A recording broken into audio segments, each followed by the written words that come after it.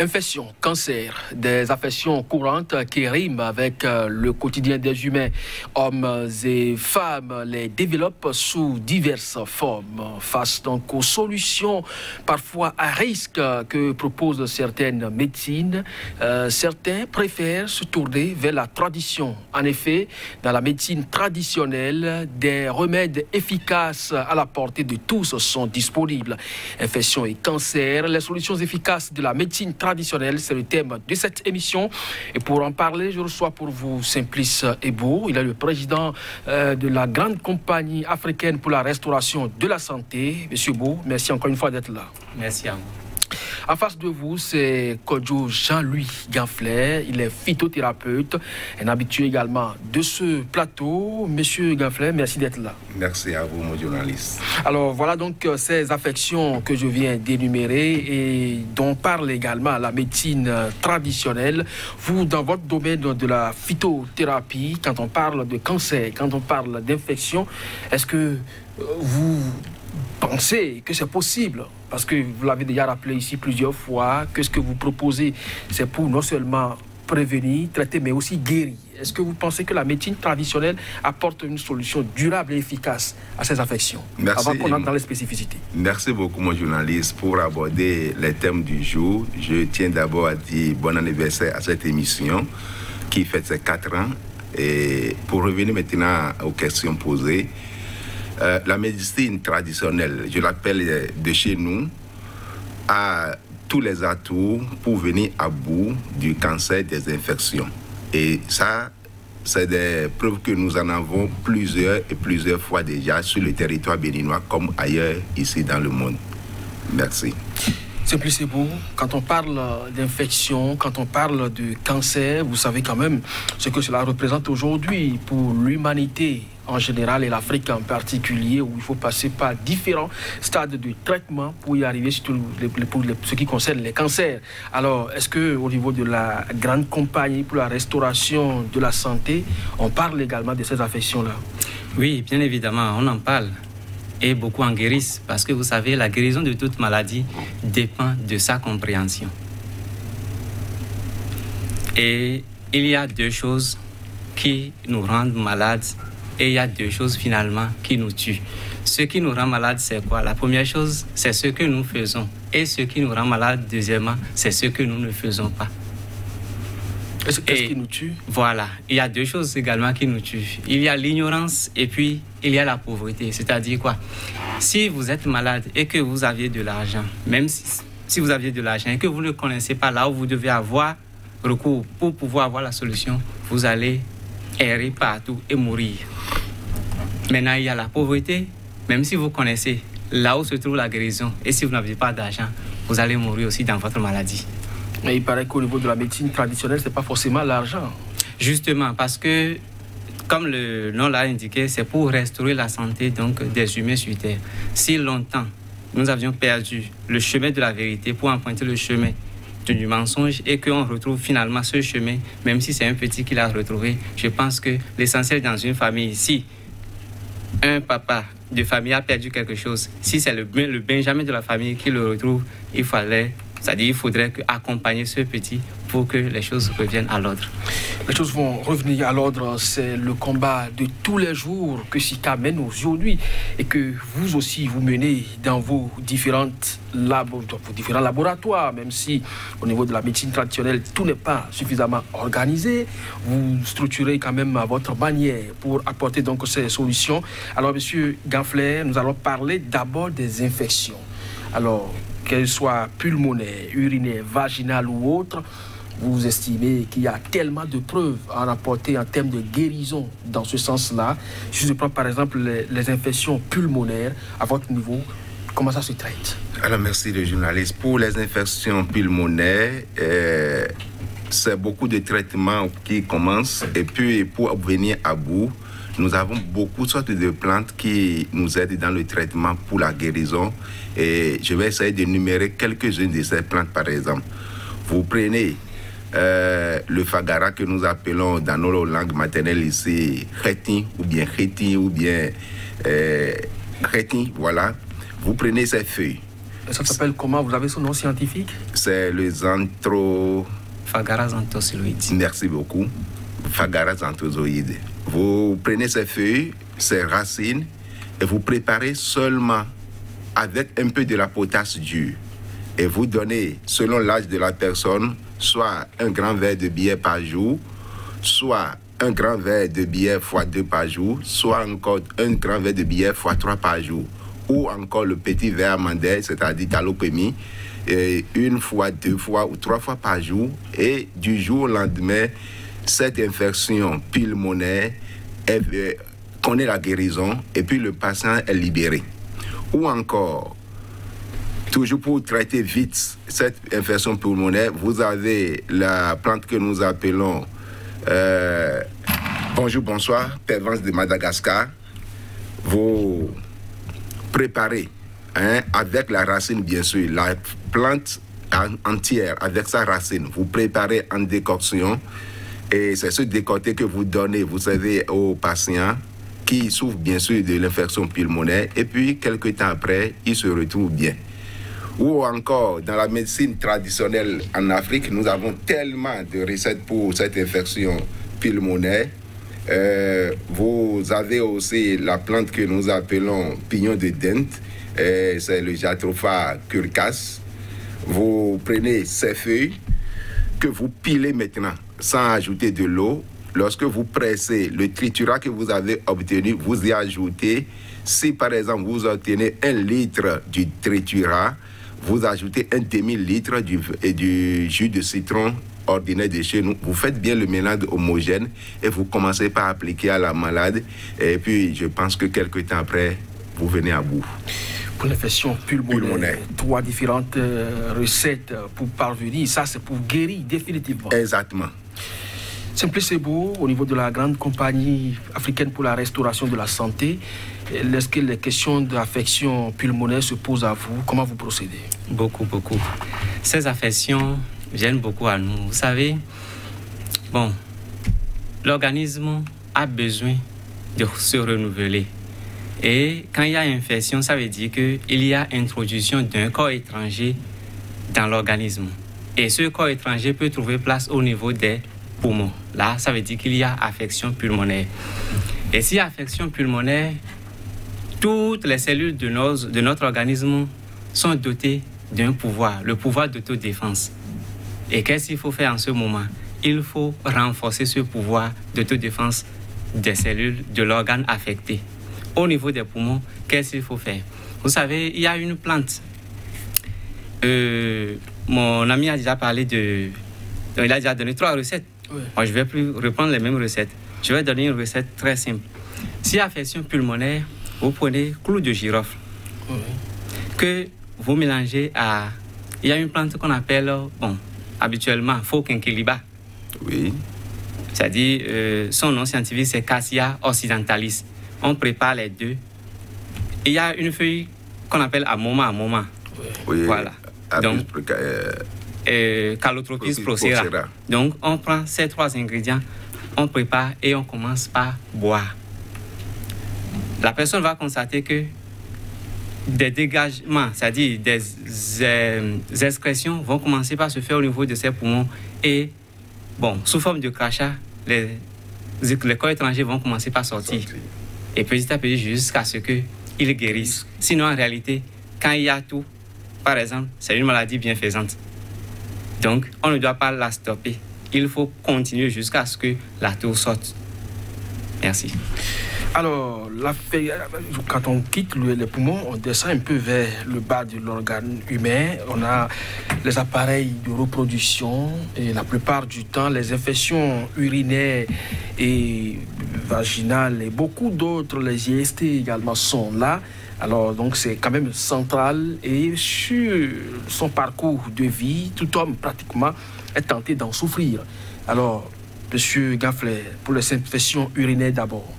Alors, pour les infections urinaires, soit que c'est l'urètre qui est infecté ou que c'est la vessie qui a eu des problèmes.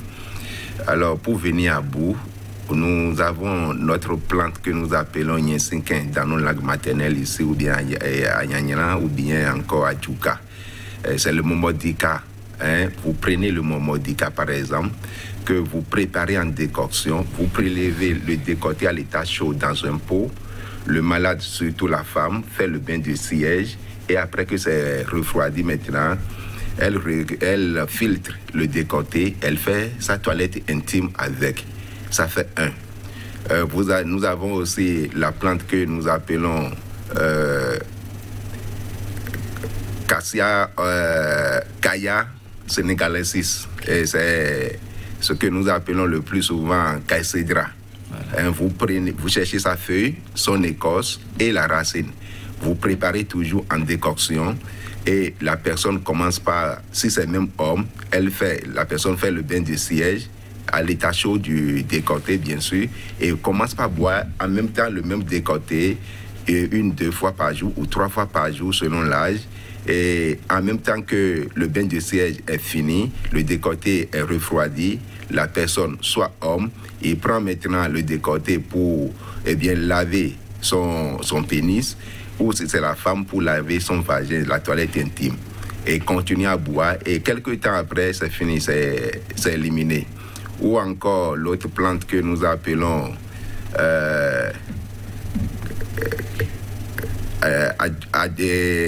le maguier, voilà, le maguier ordinaire. Vous cherchez son écorce et ses feuilles que vous préparez toujours en décoction, non pas en infusion, en décoction. Et là, vous commencez par faire boire au malade le matin très tôt à jeun. Il a une précision, le matin très tôt à jeun, il boit.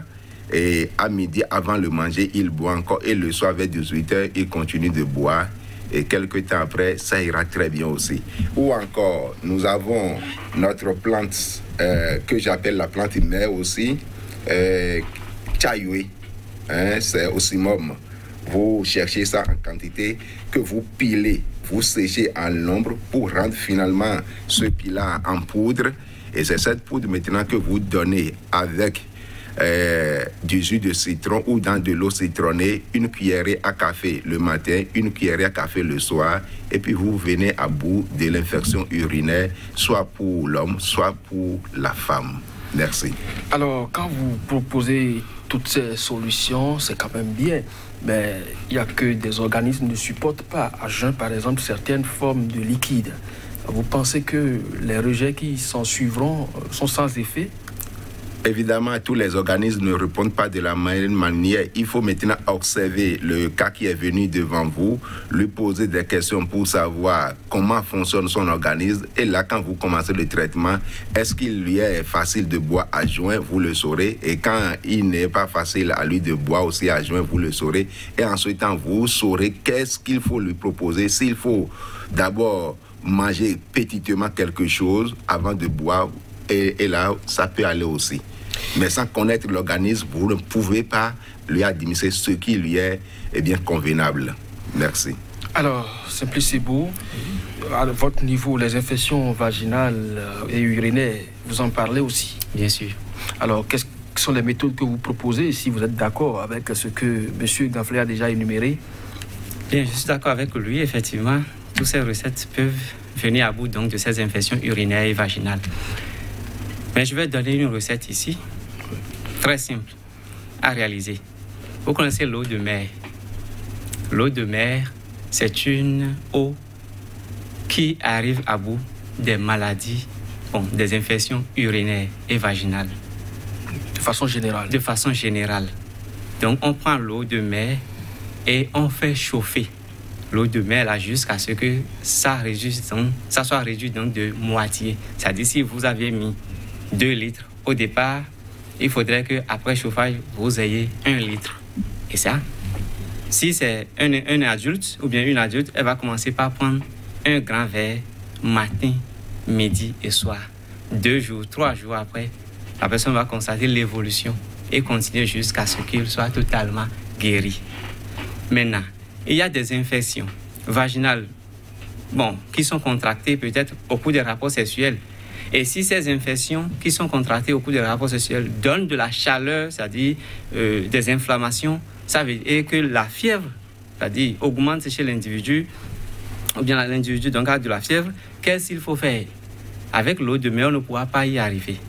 Il faut procéder autrement. Sinon, vous savez, 3 personnes peuvent être en train de bailler. Bon, on ne peut pas trouver ou bien donner à ces 3 personnes la même potion pour qu'elles soient totalement guéries. La première personne peut avoir faim. La deuxième personne peut avoir sommeil. Et la troisième personne peut être fatiguée. Mais toutes elles sont en train de bailler. Donc, s'il y a des infections comme ça qui donnent de la fièvre, la procédure, c'est qu'il faut augmenter la nutrition des mitochondries des cellules. Parce que quand il y a une infection et que l'infection est entrée dans la cellule, toute cellule, même si la cellule a 200 mitochondries, c'est-à-dire les centres d'énergie de production de l'énergie, les centres donc, qui produisent, les organites qui produisent de l'énergie dans la cellule augmente ces mitochondries jusqu'à avoir au moins 300, 400. Et des fois, des mitochondries sortent de la cellule vers l'extérieur de la cellule, toujours pour combattre l'infection. Donc, la fièvre, à des moments donnés, qui est un symptôme des infections, peut nous guider à traiter l'individu. Alors, quand au niveau de la médecine moderne, par exemple, pour les infections, il faut quand même utiliser des antibiotiques. Toutes ces plantes que vous évoquez en termes de traitement, même l'eau de mer, est-ce que vous pensez qu'elle contient des antibiotiques? Bien. Chez nous, on ne parle pas d'antibiotiques, on parle de probiotiques. Vous savez pourquoi? Antibiotiques, ça veut dire contre la vie. Bon, on ne peut pas faire la guerre sur un terrain sans détruire le terrain. C'est ça qui fait que quand les gens utilisent des antibiotiques, ils vont constater que la personne qu'ils sont en train de traiter va commencer par avoir de l'anémie. Donc nous conseillons, si vous voulez traiter quelqu'un avec de l'antibiotique, il faut en même temps associer des produits qui vont aider l'organisme à produire beaucoup de sang. Sinon, si c'est antibiotique seul, ça ne pourra pas marcher. L'eau de mer n'est pas antibiotique, mais c'est un probiotique. Probiotique, Gaflé Kodjou, la même question à vous, les questions d'antibiotiques, parce que les infections, c'est les bactéries, les stéthoscopes et autres, surtout quand on parle des IST. Donc, pour arriver à bout de ces bactéries aussi résistantes, il faut des antibiotiques. Mais tout ce que vous avez énuméré, est-ce qu'il y a des plantes qui contiennent ces substances-là? Évidemment, oui. Par exemple, quand je prends mon modica, charantia, c'est une plante qui a toutes les vertus, ses vertus, et qui vient à bout de beaucoup de sortes d'infections urinaires, vaginales, quels que soient les degrés. Alors, quand, par exemple, j'ai évoqué le maguier et son écorce, en même temps, comme Simplice l'a dit tantôt, c'est pour venir en aide à l'organisme du côté du sang. En même temps, lorsque vous traitez, il faut ajuster ces choses pour que l'organisme ne soit pas affaibli. Et quand l'organisme n'est pas affaibli, le système immunitaire prend la défense et puis tout est joué à base de ce que nous faisons comme traitement par nos plantes. Donc il n'y a pas de midi à 14 heures de chercher pour dire quoi que ce soit. Nos plantes ont beaucoup de vertus et quand on joue sur ces vertus, on vient à bout de ces maladies, de ces infections. Alors, cela dit, on va descendre, parlant donc, on a fini peut-être avec le stade des infections, et on va aller vers les cancers. Ils sont de multiples ordres, ça se retrouve au niveau de la peau, au niveau de la prostate, là spécifiquement pour les hommes, au niveau de l'utérus pour les femmes, mais tout le monde partage l'estomac, et là on en développe également des cancers, paraît-il. Alors quand je prends par exemple la peau, la surface déjà, les cancers de la peau, Monsieur Beau Simplice, oui. Est-ce que vous en connaissez? Est-ce que vous proposez aussi des solutions à ce niveau? Oui. Le cancer de la peau. Cancer de la peau. Par exemple, si quelqu'un a un cancer de la peau, donc il va commencer par sentir déjà des démangeaisons au niveau de la peau qui vont commencer par durcir, c'est-à-dire les parties vont commencer par se sécher et commencer par durcir. Donc déjà, il y a début, je vais dire, de formation des tumeurs à ce niveau. Bon. Il y a une maladie qu'on appelle syndrome de Kaposi. Ça, on rencontre ça souvent chez les séropositifs, VIH, ceux qui souffrent donc du sida. Oui, là, on ne va pas confondre ça là avec cancer de la peau. Okay. Pour bien diagnostiquer le cancer de la peau, je pense que ça va se faire beaucoup mieux à l'hôpital pour qu'il n'y ait pas confusion. Maintenant, s'il y a cancer de la peau, il y a un produit que nous devons boire et un autre produit que nous devons passer sur la peau. Et l'individu va retrouver sa santé. Vous savez, cancer, c'est quoi? de façon générale, quand on parle de cancer, ça veut dire que des cellules qui ont perdu des électrons sont en train de se multiplier anarchiquement, c'est-à-dire sans contrôle. Donc, il faut leur apporter des électrons. Pour normaliser leur... Pour normaliser. Et lorsque ces cellules vont retrouver leurs électrons perdus ou bien des électrons perdus, elles vont devenir normales et entrer maintenant dans la phase d'apoptose, c'est-à-dire leur mort programmée, la mort naturelle qui est programmée pour les cellules. Mais si elles perdent des électrons, elles n'arrivent plus à ce stade d'apoptose, alors elles se multiplient anarchiquement. C'est ça. Alors, la solution dont vous parlez, c'est à base de quoi? C'est à base des plantes. Et quelles sont ces plantes-là? Bon, avant de parler des plantes, il y a quelque chose que je voulais notifier. Oui. Le livre le plus lu aujourd'hui au monde, je pense que c'est la Bible. Sinon, il y a certains qui sont encore réticents par rapport à l'usage des plantes. Mais quand on rentre dans Ézéchiel 47, verset 12, Dieu nous dit à ce niveau que quand nous sommes malades, de nous guérir avec des plantes, c'est-à-dire des feuilles, des arbres, et quand nous avions faim, de manger les fruits de ces arbres-là. Si nous parlons du cancer, je vais donner une recette ici très efficace. Ça, je donne ça gratuitement à tout le monde. Que ce soit cancer de sein, cancer de gorge, cancer de bouche, cancer, n'importe quel type de cancer. Il faut seulement 3 plantes. En tout cas, c'est avec 3 plantes que moi je le fais. Il y a feuilles fraîches de manguier. Et ce manguier doit être manguier non greffé, c'est-à-dire manguier naturel. Donc, feuilles fraîches de manguier. Il y a les feuilles de Cassia occidentalis, c'est-à-dire Phoquinqueliba. Et il y a les feuilles... la 3e feuille, c'est Hysope. Vous devez voir là. Ce qu'on appelle, le nom scientifique, c'est... bon, je vais me rappeler de ça tout à l'heure. Donc, on prend ces 3 feuilles, on prépare et la personne va commencer par boire. Boire, tout comme si on lui a dit de boire pour prendre de l'argent. Donc, il doit boire suffisamment. Quand il commence par boire ça, il va voir que le cancer va commencer à diminuer, les tumeurs vont disparaître. Et ce cancer, s'il boit la tisane sur au moins 2 semaines, 3 semaines, il va voir que ce serait totalement fini, même si le cancer avait évolué en temps pour aller attaquer d'autres organes. Et il va attendre 5 ans, le cancer-là ne va plus revenir. Vous pensez que ces plantes-là apportent beaucoup plus l'électron qui manquait à ces cellules-là? Justement. Alors, Monsieur Ganflet, les cancers, qu'elles soient de la peau, prostate, utérus et estomac, Monsieur Beau pense qu'avec sa recette qu'il vient de donner, on peut venir à bout de ces cancers. Il les a expliqués, c'est la multiplication anarchique des cellules qui n'ont plus de contrôle du fait qu'elles ont perdu des électrons qui les canalisaient. Alors, quand je prends par exemple le cancer de la peau, est-ce que vous en traitez aussi? Beaucoup de fois. Comme il a beaucoup expliqué déjà, d'abord pour les cancers, toutes les formes de cancer, je conseille à ceux qui viennent à mon niveau d'abandonner la prise du sucre. Le sucre, soit le sucre roux, soit le sucre blanc, eh bien toutes les formes de sucre, je l'ai dit, arrêtez d'abord. Ça a quel rapport? Lorsque vous prenez du sucre, vous donnez encore plus de vie à ces cellules qui ont perdu leurs électrons pour pouvoir continuer leur chemin. Et je conseille à d'autres personnes encore, voir leur état, de faire le jeûne. Lorsque vous prenez par exemple 8 heures de temps de jeûne avant de manger, lorsque vous êtes cancéreux, vous êtes en mesure de venir à bout sans même rien prendre de votre cancer. Ah bon? Oui.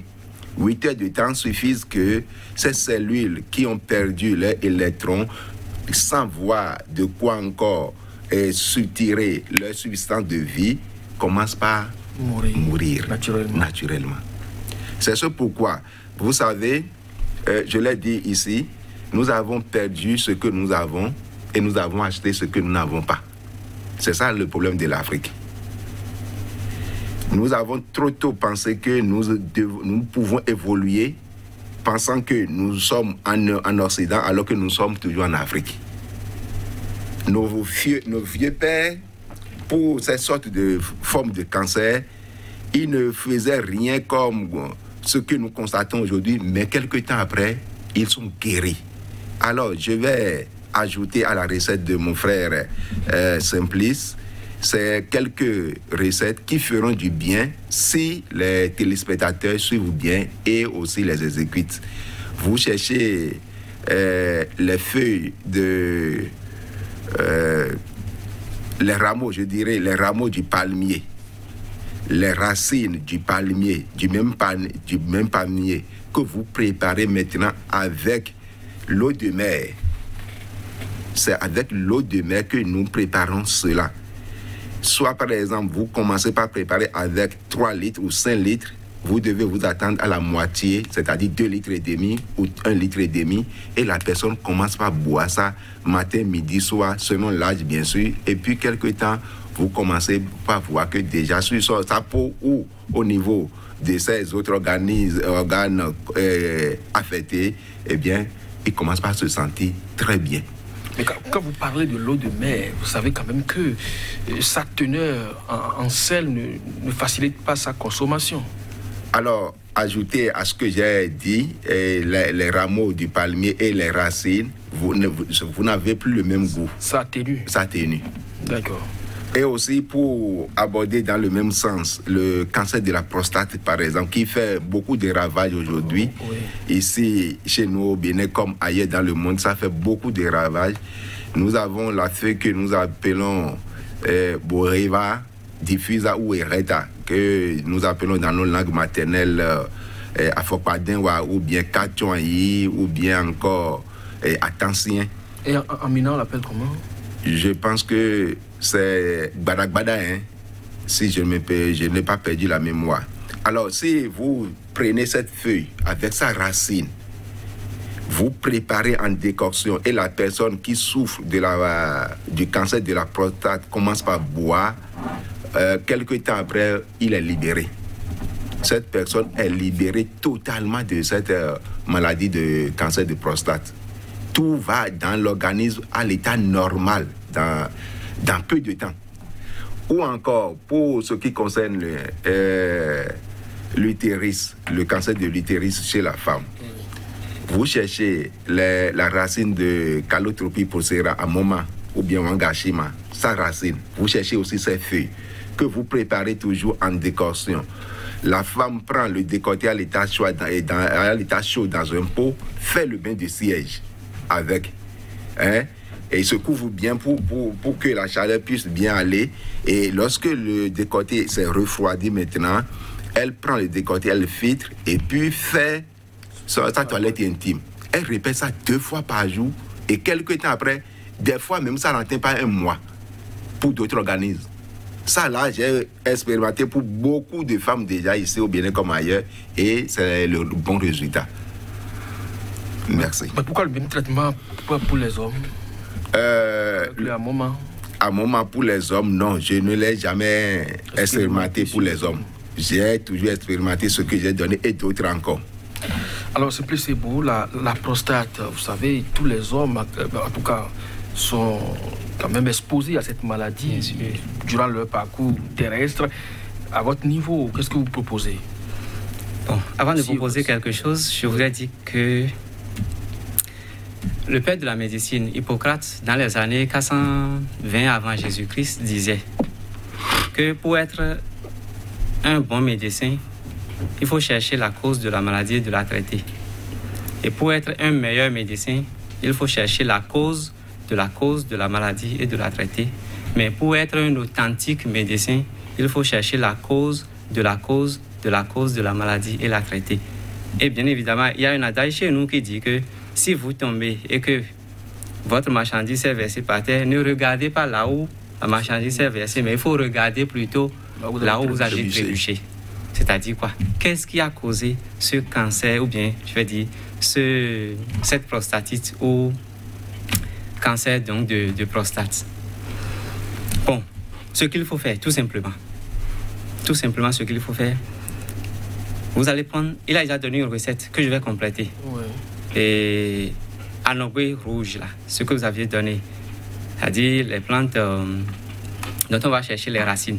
Avec les feuilles. Oui. Donc, il faut ajouter du miel. Vous ajoutez du miel Et vous ajoutez aussi, il y a une plante qu'on appelle Ehoma. Ouais. Bon, nous on appelle ça Ehoma en langue adjabé. Ouais. Voilà. Je connais. Ça a des épines comme ça au niveau de chaque feuille. Voilà. On prend ça. C'est-à-dire, c'est cette plante que les gens, que nos mamans utilisent pour faire diminuer la grosseur du nombril des enfants, des bébés. Voilà. On utilise ça et la personne va voir que, bon, son cancer de prostate va commencer par diminuer, c'est-à-dire jusqu'à finir totalement. Merci. Donc c'est la seule recette que vous proposez, vous oui, complétez je complète, oui. à ce qu'il a dit. Et maintenant pour la femme, c'est la même chose, vous utilisez ou... Pour la femme, cancer du col de l'utérus. Oui. Bon, là, ils vont trouver, lorsqu'ils seront à l'hôpital, on va trouver peut-être des papillomavirus à ce niveau.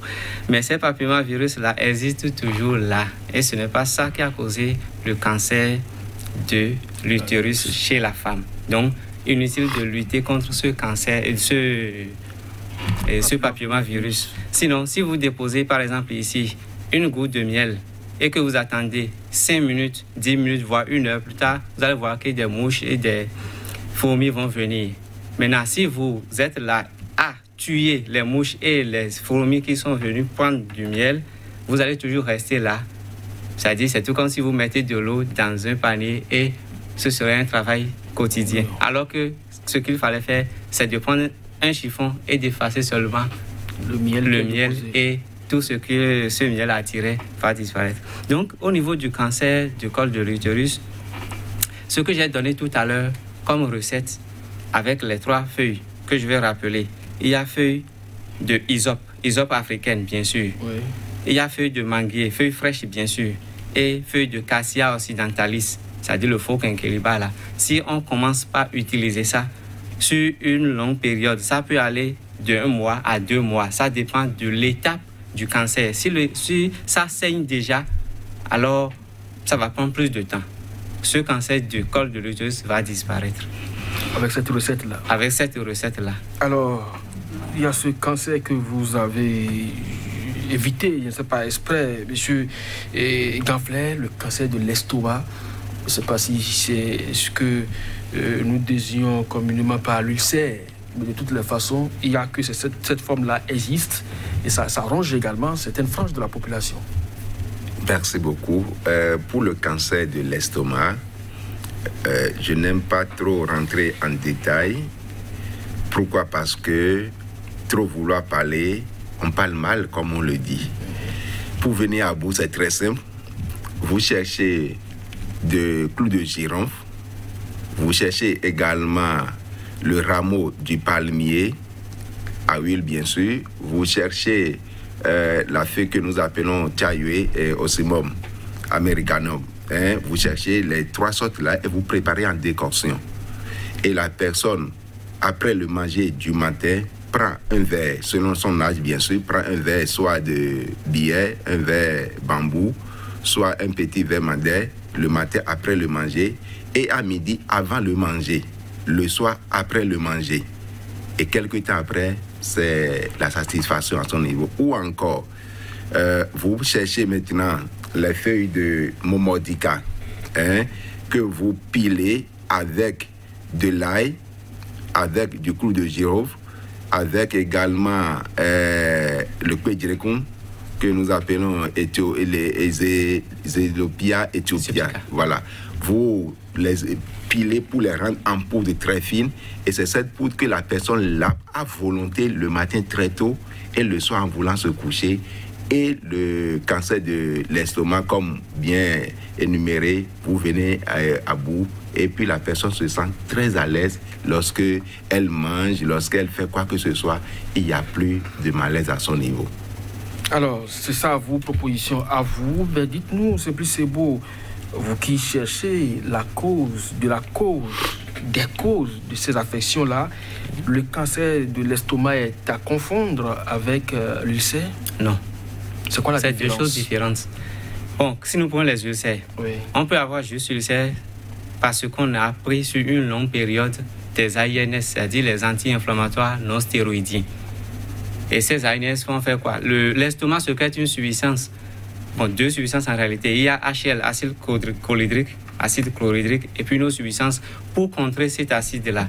Maintenant, si quelqu'un prend trop ces AINS-là, alors la substance qui empêche l'acide chlorhydrique sécrété par l'estomac, de ronger l'estomac là, n'est plus sécrété correctement et l'acide chlorhydrique commence par ronger donc, la paroi donc, de l'estomac. On peut avoir l'ulcère en ce moment.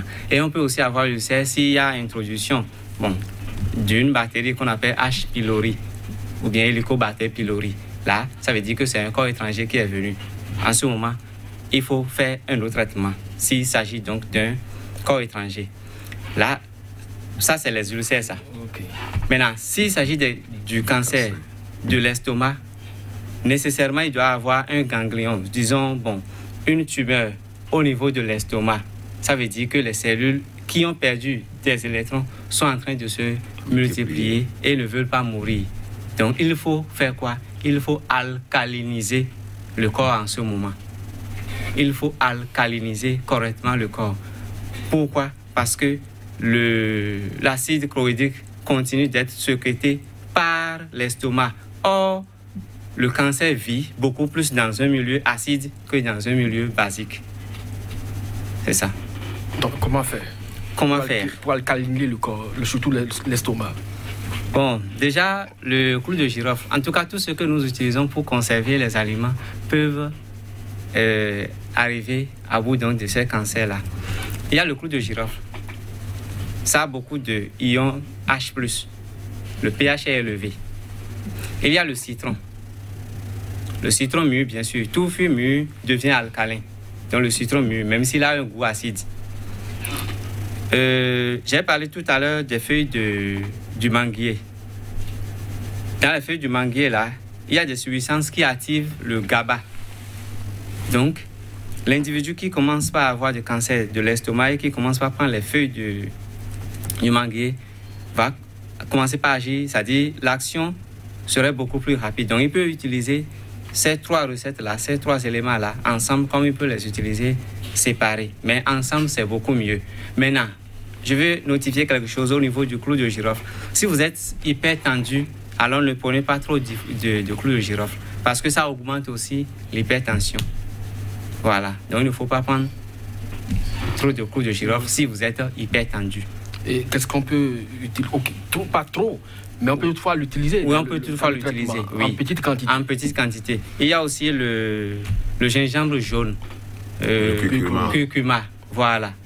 Ça a un pH aussi qui est élevé. Ça veut dire que... Ça peut remplacer le clou de girofle éventuellement. Ça peut remplacer le clou de girofle éventuellement. Alors, c'est plus... voilà, vous l'avez dit, donc c'est beau. Autant donc de précautions à prendre pour arriver donc à bout de ces traitements. Et ça m'amène vers vous, M. Gafflet, le risque de surdosage. Parce que toutefois, vous avez tout à l'heure évoqué, peut-être un verre à madère ou un verre bambou. Alors, vu de l'âge de l'individu. Maintenant, est-ce que les antécédents ne peuvent pas amener certaines personnes qui, vu l'âge, peuvent prendre un verre à bambou, mais avec ses antécédents sanitaires, peut être amené à prendre un verre à madère? Exactement, oui. Ça se fait. Et puis, lorsque nous avons devant nous des patients auxquels nous posons beaucoup de questions, parce que c'est ça d'abord l'Afrique. C'est la communication avec le patient qui vous amène à comprendre ce qu'il vit. Et quand vous comprenez ce qu'il vit, vous êtes en mesure maintenant de lui proposer le dosage comme son organisme aurait voulu. Et là, il n'aura pas de surdosage à son niveau pour créer d'autres maladies. C'est ça le plus souvent ce que moi j'ai fait. Lorsque le patient vient et que je parle avec la personne de fond en comble, dans le passé présent, dans le passé lointain, quelles ont été du moins les maladies dont vous avez eu à combattre, eh bien, comment vous avez combattu ces maladies, comment vous les avez traitées. Quand ces questions sont maîtrisées, il n'y a pas, à mon niveau personnel, de surdosage ou bien du fait que la personne prend et que ça crée encore d'autres maladies. Voilà. C'est beau. Oui, par rapport à la question de surdosage. Oui. Bon, moi, généralement, je demande la masse corporelle de l'individu. Parce que la quantité d'eau que nous devons boire par jour est en fonction de notre masse corporelle, ce que nous appelons poids. Donc ce n'est pas forcément les 1,5 litre qui est recommandé à tout le monde. Non. Et ça se calcule comment? La quantité d'eau à boire en 24 heures, c'est quoi? Vous prenez votre masse corporelle multipliée par 0,03. C'est-à-dire, si vous pesez par exemple 100 kg, c'est-à-dire votre masse corporelle c'est 100 kg, oui. Vous multipliez ça par 0,03. Ça va donner 3. Donc ça veut dire que vous devez prendre 3 litres d'eau par jour. Maintenant, si l'individu qui est avec moi, qui est malade, que je veux traiter, je ne peux pas le priver, donc de boire de l'eau. Il doit boire de l'eau parce que l'eau est source de vie, parce que c'est riche en ion hydrogène, c'est-à-dire H. Vous savez, la formule chimique de l'eau, c'est H2O. Ouais. Voilà. Donc, l'eau est source de vie parce que ça contient beaucoup plus d'ions H+. Donc, je divise ça, la quantité, en 2. Si la personne donc pèse par exemple 100 kg, ça veut dire qu'il doit prendre mon produit là pour 1,5 litre. Et il va compléter avec 1,5 litre d'eau dans la journée. Donc, ça va faire les 3 litres qu'il doit prendre comme matière liquide ou bien voilà, de l'eau dans la journée. Alors, M. Gaflet, je vous ai entendu répondre de la même manière que Simplice Sebo par rapport à la quantité d'eau, parce qu'on recommande souvent qu'il faut boire au moins 1,5 litre d'eau, sinon 2-3 par jour. Donc c'est une mauvaise recommandation. Non. Parce que tout le monde n'est pas astreint à cela. Ce n'est pas évidemment une mauvaise recommandation, mais c'est une ignorance. C'est une ignorance. Et lorsque vous ne connaissez pas quelque chose, il faut chercher à comprendre. C'est ça notre mal aussi en Afrique. Nous, lorsque nous avons déjà une pensée et que tout le monde colporte cette pensée, nous pensons que c'est la meilleure des pensées. Alors qu'on pouvait aller encore mieux, chercher pourquoi ça ne devait pas être ainsi. Donc c'est une sensibilisation, comme vous le faites déjà ici dans ce studio, c'est une sensibilisation aujourd'hui pour que l'Afrique se relève, pour retrouver ses premiers pas, pour avancer. Sinon, nous allons toujours tâtonner, pensant que nous évoluons.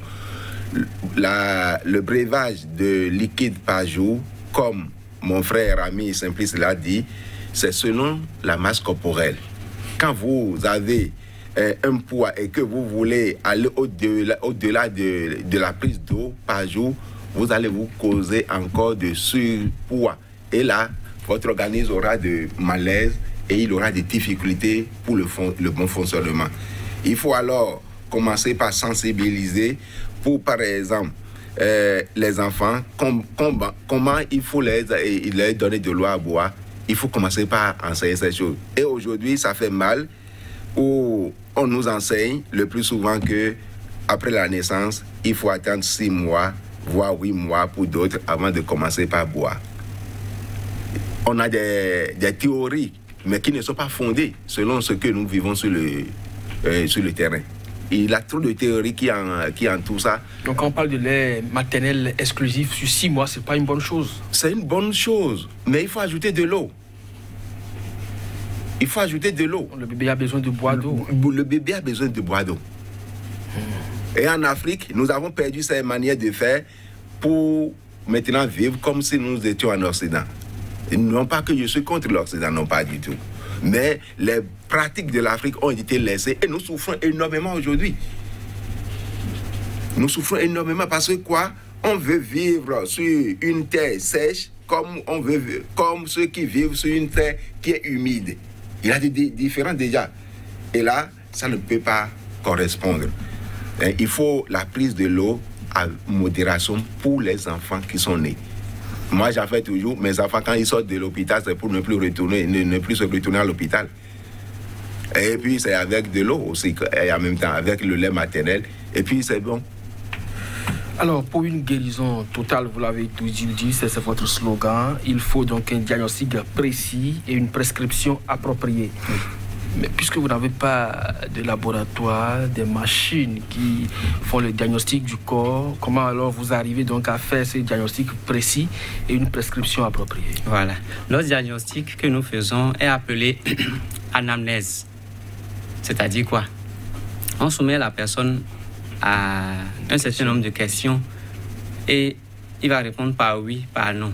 Et au niveau de chaque organe, si nous prenons la peau par exemple, On lui pose une question. Est-ce que vous avez des taches noires, par exemple, sur la peau? Oui, non, il va cocher. Si nous prenons les reins, par exemple, est-ce que vous urinez trop fréquemment la nuit? Il va faire ce truc-là. Maintenant, ça ne suffit pas. La personne doit d'abord nous donner, c'est-à-dire faire l'historique de sa maladie ou bien des symptômes qu'il ressent. Et si la personne, dans le passé, avait eu à faire des consultations à l'hôpital, lui a fait des examens, il nous montre ces examens. Et nous allons voir comment la chose a évolué, qu'est-ce qui a été trouvé. Et aujourd'hui, l'étape à laquelle la personne est, avant de lui proposer maintenant ce que nous, on a à lui proposer. Maintenant, je pense que j'ai répondu à votre question. Oui. Voilà, je voudrais aborder un cas, c'est-à-dire une situation, un problème, par rapport au fait qu'on dit qu'on ne faut pas donner de l'eau au bébé, au nouveau-né, avant 6 mois. C'est vrai, bon, ils disent ça parce que avant 6 mois, l'immunité n'est pas encore établie, n'est pas encore en place totalement. Donc, il faut attendre 6 mois pour que l'immunité de l'enfant puisse s'asseoir, c'est-à-dire se former totalement. Mais l'eau, tout le monde en a besoin. Même lorsque l'enfant était dans le ventre, il en avait besoin. Qu'est-ce qu'il faut faire en ce moment? Nos aïeux faisaient quelque chose. On traitait l'eau là. Parce que le tube digestif dans lequel se trouve l'immunité, je vais dire 80% de l'immunité se trouve dans le tube digestif de l'enfant, d'un bébé, n'est pas encore solide pour pouvoir résister à certaines affections ou bien infections ou agents infectieux. C'est pourquoi on dit de ne pas donner de l'eau. Mais avec de l'eau traitée, ça peut aller. Comment traiter ça? L'eau là, de façon simple. Il faut prendre esso, plus racine de Erichan. Erichan là, c'est Pollinia. Donc, on prend les deux, c'est-à-dire les éléments là, et on fait bouillir dans l'eau. Et on donne cette eau maintenant en petite quantité donc à l'enfant. Et vous allez voir qu'il ne va même pas développer des maladies plus tard. Je vais parler de quelque chose aussi. Les adultes font une erreur aujourd'hui. Ils s'assoient pour manger et après avoir mangé, ils boivent maintenant des boissons à part l'eau.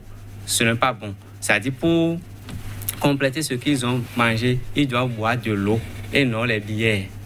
S'ils veulent boire de la bière, alors ils vont s'asseoir uniquement là pour boire de la bière. Mais la bière n'est pas une nourriture? La bière est une nourriture, mais qui contient de l'eau, d'accord, mais cette eau ne peut pas remplacer, voilà, étancher la soif. D'accord, ça ne peut pas remplacer valablement l'eau naturelle.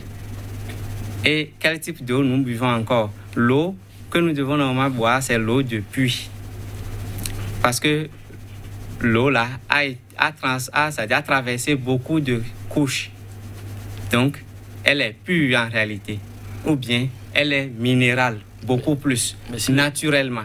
Si les puits ne sont pas couverts... Voilà, là, ça fait question donc d'hygiène. Donc, il faut nécessairement que les puits soient couverts. Et autre chose, le puits doit être profond de moins de 35 mètres.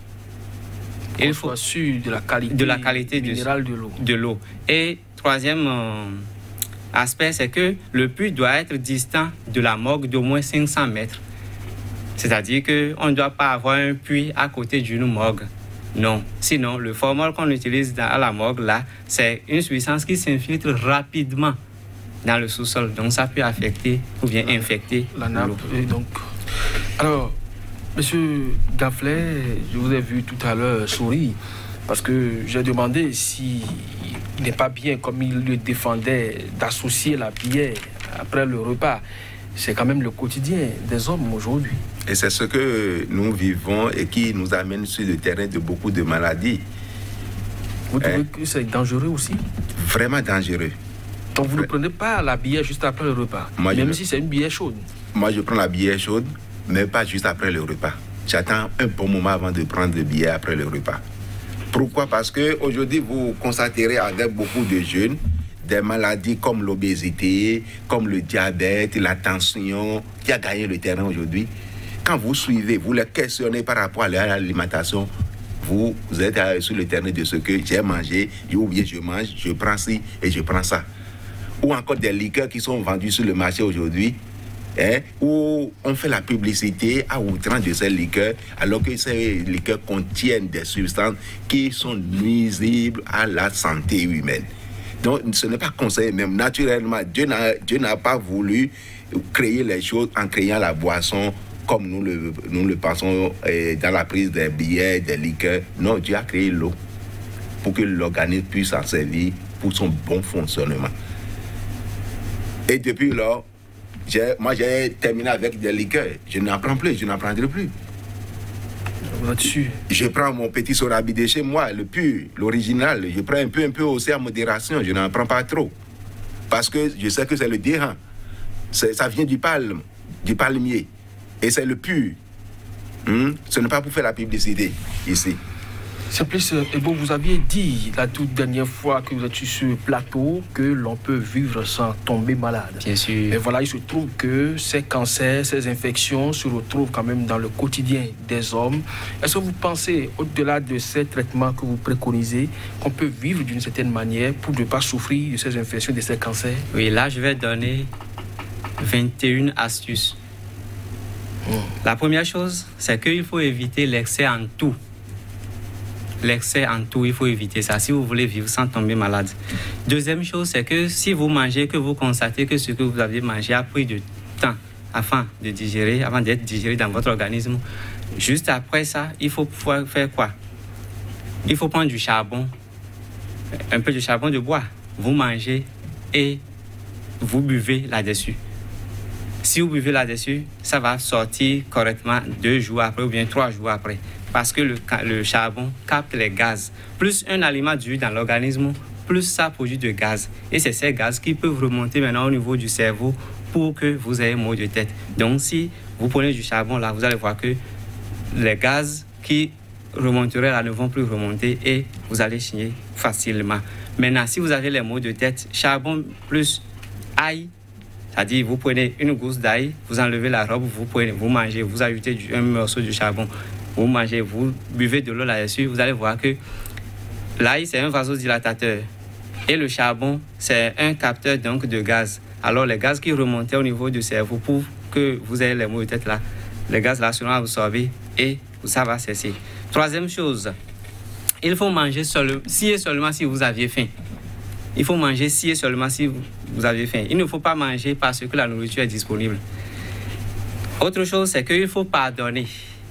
Il faut pardonner, c'est-à-dire que quand quelqu'un vous offense, il faut le pardonner. Sinon, si vous ne pardonnez pas, vous allez, c'est-à-dire créer des maladies, c'est-à-dire des pertes d'électrons au niveau de vos cellules.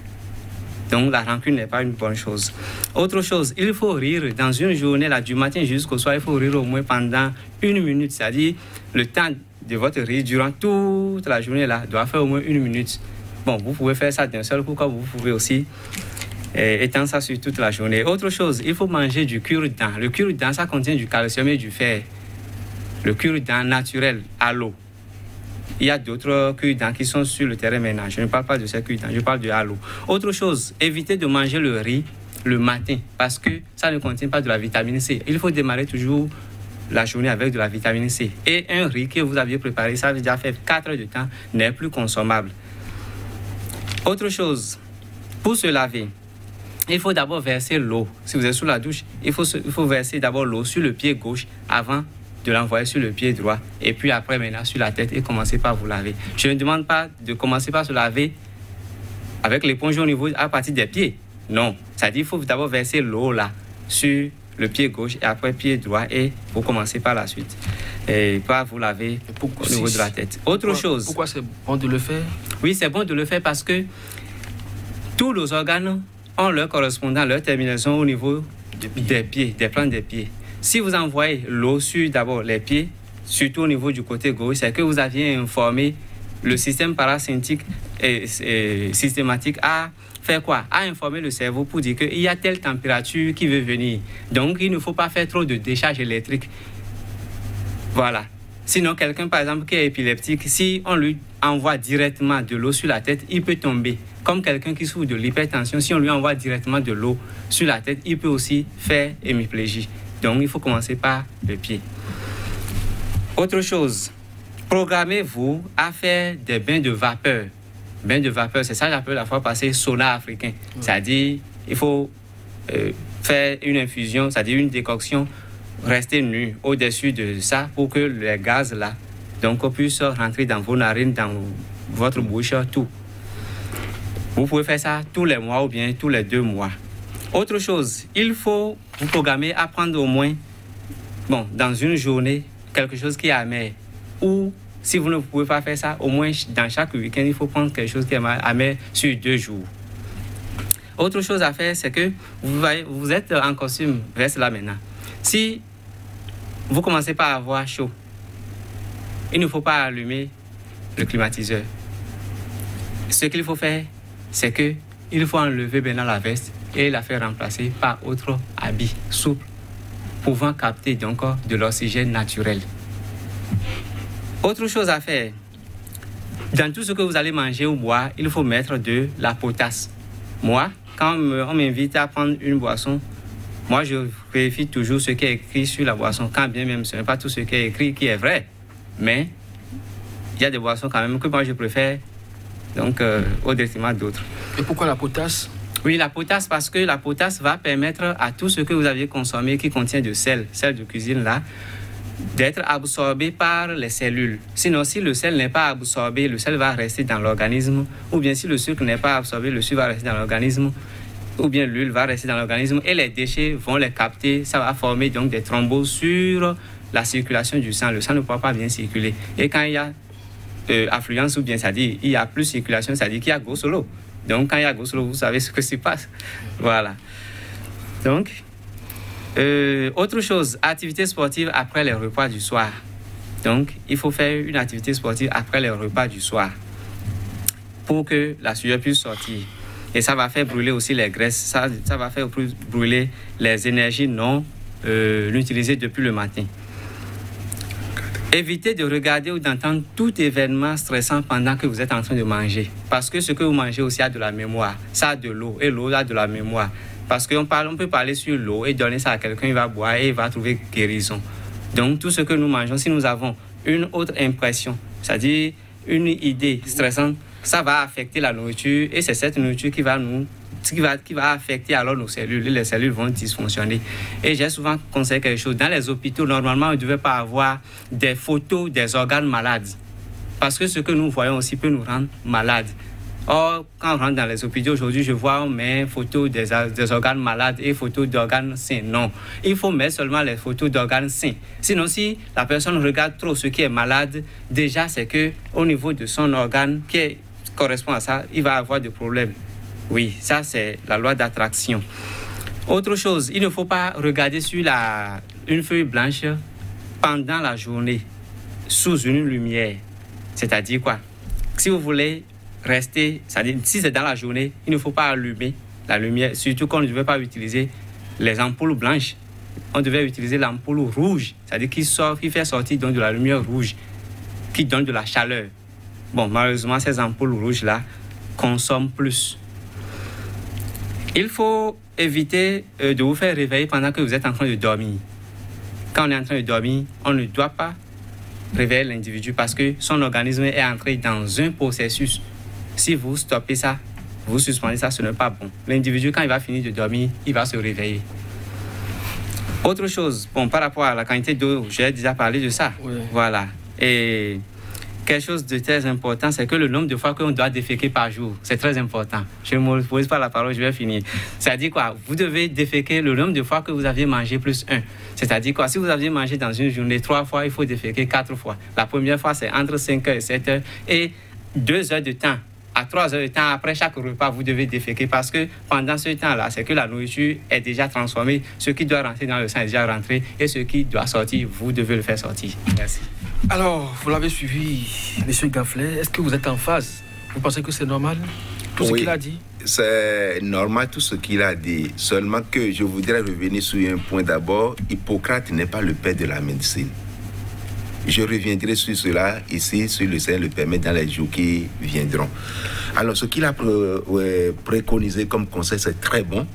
Très bon. Et quand vous mettez ces choses en pratique, vous serez en bonne santé. Et surtout, supprimer la prise d'huile en outrance, le sucre supprimer, le sel supprimer. Prenez avec modération ces choses aussi. Et je pense que les infections, les cancers vous leur direz au revoir. Au revoir donc également à vous, chers téléspectateurs. C'est la fin de cette émission. Merci donc à vous, Simplice Ebo, président de la grande compagnie africaine pour la restauration de la santé. Merci également à vous, Kodjo Jean-Louis Ganflet. Vous êtes phytothérapeute, à chacun à tous. Merci de nous avoir suivis. C'était votre émission ici ailleurs, consacrée au cancer et infections. À bientôt pour d'autres sujets.